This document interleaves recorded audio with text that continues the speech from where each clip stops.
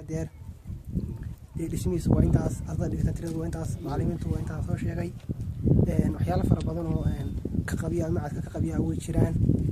waxa ka qabiya sida deyrkii oo kale ka qabiya ah, qolalkan dhisan oo aan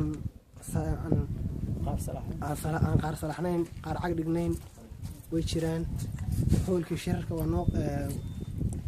waa qabiyo, maktabadii, qolalkii martida, waxaasoo dhan waa waxyaalaha qabyada ah ee aanu tabayno aan u baahannahay in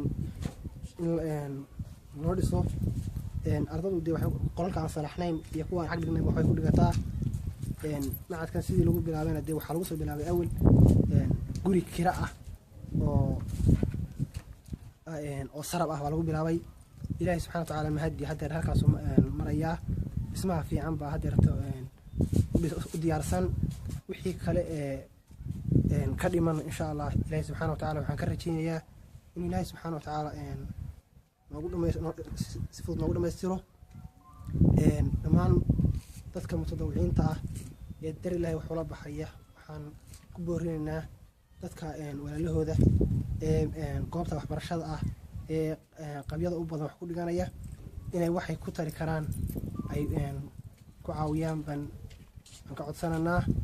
guud ahaan macadka waa intaas, warbixintiisa waa intaas. wixii aan dhaafayna dadka culimada kale ayaa ku daraya. hada wabillahi tawfiiq. assalaamu calaykum waraxmatullahi wabarakaatu.